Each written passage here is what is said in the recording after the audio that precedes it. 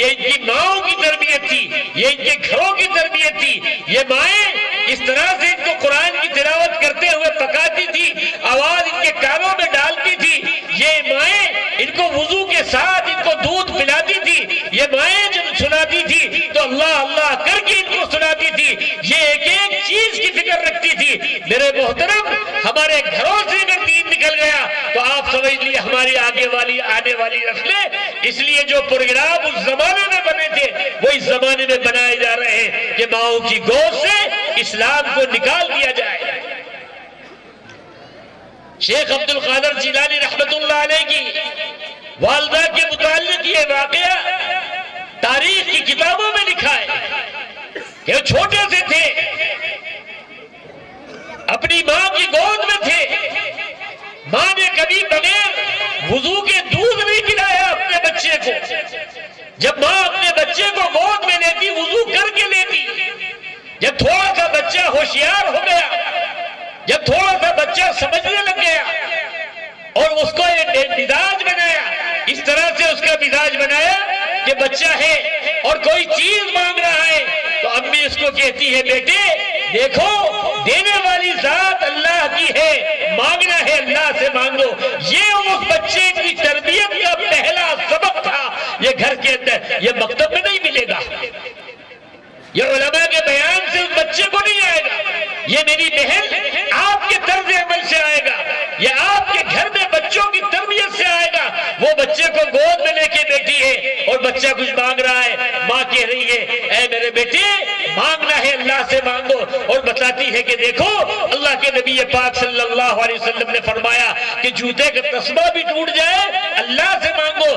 ایک چھوٹی چیز یاد رکھو، جو مائیں، جو میری بہنیں اپنے بچوں کو اللہ سے لینا سکھا دیں گی، اللہ کے سامنے جھکنا سکھا دیں گی، اپنی پیشانی کو اللہ کے سامنے رگڑ کے اپنے مسائل حل کرنا سکھا دیں گی، یقیناً جانیے انہوں نے اپنی اولاد کو، اپنی نسلوں کو کامیاب زندگی دی ہے. چھوٹا سا بچہ آیا اور ماں سے عرض کر رہا ہے اے میری امی مجھے بڑی بھوک لگی ہے. کس سے مانگے گا بچہ؟ ماں سے ہی تو مانگے گا. کھانا بنا کے کون دے گا؟ امی ہی تو دے گی. امی اس کے سینے، اس کی پشت پہ ہاتھ رکھتی ہے، اس کے سر پہ ہاتھ پھیرتی ہے اور کہتی ہے دیکھو بیٹے اللہ رزاق ہے، رزق اللہ دیتے ہیں، اللہ سے مانگو. امی کیسے مانگو؟ بیٹے ایسا کرو جانماز بچھا لو. امی وضو کر رہی ہے، ہماری ماں وضو کر کے دیتی تھی، امی وضو کر رہی ہے، بچے کو بتا رہی ہے بیٹے ایسے وضو کرتے ہیں اور پھر اللہ کے سامنے ایسے مصلی پہ بیٹھتے ہیں، ایسی دعا مانگتے ہیں، ایسا سجدہ کرتے ہیں. دیکھو اللہ سے تم مانگو اللہ تمہیں دیں گے رزق. اللہ کے دینے کے طریقے ہوتے ہیں. اللہ کبھی ابا کے ذریعے سے پہنچاتے ہیں، اللہ کبھی امی کے ذریعے سے پہنچاتے، اللہ کبھی بھائی کے ذریعے سے پہنچاتے. بچے نے مصلی بچھا دیا اور وضو کر کے آیا. ایک ایسا چھوٹا بچہ ہے، ہم کیا سمجھتے ہیں ہماری گود میں یہ بچہ ہے، اس کے کان میں موبائل کے گانوں کی آواز پڑ رہی ہے، اس کے دل پہ اثر نہیں ہو رہا ہے. یاد رکھیے خالی کیسٹ ہے اس کا دل، اس کے کان خالی کیسٹ ہے. جیسا ڈالیں گے، جیسی باتیں سنیں گے. اسی لیے یہ فرمایا کہ بچوں کے سامنے بے حیائی کی باتیں مت کرو، ان کے دلوں میں اتر جاتی ہے. چھوٹے دودھ پیتے بچوں کی حفاظت کرنا، ہم سمجھتے ہیں کہ یہ چھوٹے بچے کوئی فرق نہیں پڑتا ہے. نہیں، جس دن ہم نے یہ سمجھ لیا ہے اب تو یہ دنیا والے بھی ماننے لگے ہیں کہ بچے کے کان میں جو آواز پڑتی ہے صبح سے شام تک میں، میرے گھر میں، میرے معاشرے میں، میرے ہر گلی میں ہر طرف سے گانے کی آواز آ رہی ہے. ابا کے موبائل میں بھی گانا بج رہا ہے، امی کے موبائل میں بھی گانا بج رہا ہے، ہر طرف گانا بج رہا ہے. اللہ کے نبی پاک صلی اللہ علیہ وسلم نے فرمایا کہ جب ایک میوزک کی آواز آتی ہے اور کان میں پڑتی ہے، دل میں ایک نفاق کا درخت اٹھ جاتا ہے. جنگل بنا دیا ہے ہم نے اپنے سینوں کو. صبح سے شام تک ہمارے معلوم نہیں کتنے. یہ مسلمان کا دل قلب المومن عرش الرحمن، اللہ کی محبت کی جگہ ہے. نبی پاک صلی اللہ اللہ علیہ وسلم کی محبت کی جگہ ہے، لیکن ہم نے اپنے ماحول سے ایسا ماحول بنا دیا ہے کہ ہمارے گھروں کے اندر صبح سے شام تک کے، یہاں تک کہ اب تو اس بات کی یہ حد ہو گئی کہ ہماری گاڑی بھی اگر پیچھے کھسک رہی ہے تو میوزک بج رہا ہے، ہم کہیں جا رہے ہیں یہاں تک کہ گھر میں اگر بیل لگی ہے گھنٹی بجائے میوزک بج رہا ہے۔ ہم نہیں سمجھتے اللہ کے نبی پاک صلی اللہ علیہ وسلم سے زیادہ سچی بات دنیا میں نہ آئی ہے نہ کبھی آئے گی۔ آپ نے فرمایا جب میوزک کی آواز کان میں پہنچے گی ایک دل کے اندر نفاق کا درد اٹھ جائے گا۔ آپ سمجھتے ہیں نفاق کیا ہوتا ہے؟ ان المنافقین فی الدرک الاسفل من النار، وہ ابو جہل، وہ ابو لہب، وہ فرعون، وہ قارون، وہ کفر میں مرنے والے، ان کے متعلق نہیں کہا گیا کہ جہنم کے سب سے آخر پہلے میں جائیں گے۔ یہ منافق ہے جس کے دل میں صبح سے شام تک کے میرے نبی پاک صلی اللہ علیہ وسلم جس چیز کو مٹانے کے لیے آئے، جس میوزک کو ختم کرنے کے لیے آئے، جن گانے بجانے کو ختم کرنے کے لیے آئے، ایک امت کا نوجوان اپنے نبی پاک صلی اللہ علیہ وسلم کی تعلیم کو مٹا رہا ہے اور پھر یہ کہہ رہا ہے کہ مسلمان کامیاب کیوں نہیں ہے، مسلمان کامیاب کیوں نہیں ہے۔ یہ ہمارے گھروں کی تربیت۔ الحمدللہ ہم کسی حد تک کے ہمارے علماء کی یہ محنت، ہمارے نوجوان علماء کی یہ محنت چل رہی ہے، کہتے ہیں کہ انہوں نے اپنے بچے کے لیے نماز کے لیے مصلی بچھا دیا اور بچہ نماز پڑھ رہا ہے، اتنی دیر میں امی نے جلدی سے روٹی پکائی اور گرم گرم کھانا الماری کے اندر رکھ دیا اور بچہ دعا مانگ رہا ہے، اے اللہ مجھے رزق عطا فرما، مجھے کھانا عطا فرما۔ کہتے ہیں بیٹے جا کے ڈھونڈو اللہ نے تمہارے لیے کھانا بھیجا ہے۔ بچے نے، چھوٹے سے بچے نے الماری کھولی اور دیکھا کہ روٹی رکھی ہے، کھانا رکھا ہے، بچے نے کھا لیا، کہا امی اللہ نے مجھے کھانا دے دیا۔ بس امی کو نے اللہ سے مانگنا سکھا دیا۔ ہماری مائیں سکھاتی تھی مانگنا، ہماری ماؤں کا یہ حال تھا کہ جب شوہر گھر سے جاتا، ابا گھر سے نکلتے، امی کیا کرتی؟ مصلی بچھا دیتی۔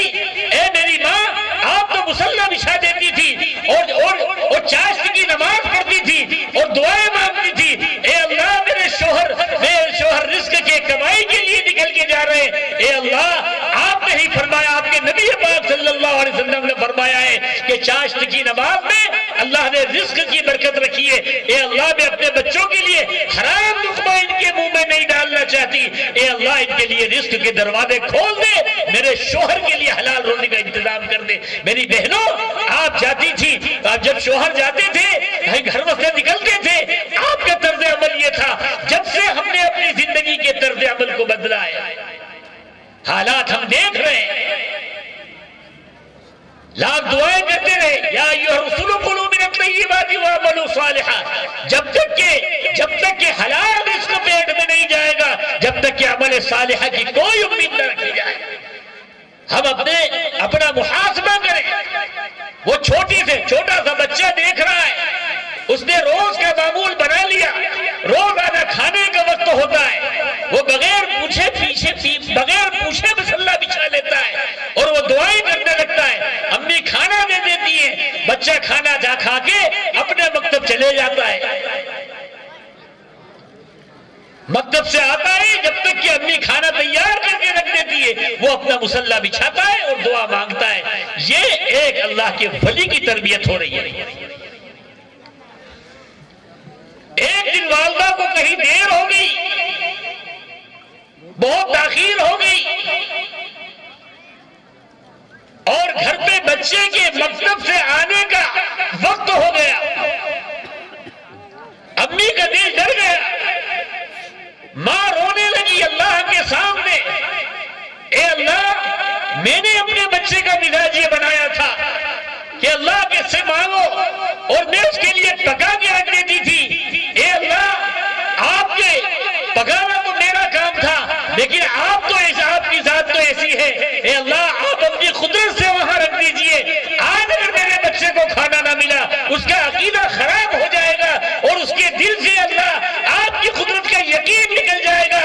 ماں رو رہی ہے، ماں تڑپ رہی ہے اور اپنے اللہ کے سامنے ہاتھ پھیلائے ہوئے، امی آپ کی دعاؤں کی آپ کو حیثیت نہیں معلوم، اے میری بہن مجھے تیری دعاؤں کی حیثیت نہیں معلوم، تو اگر روئے تو امام بخاری کی آنکھوں کو نابینا کو بینا کر دے، اگر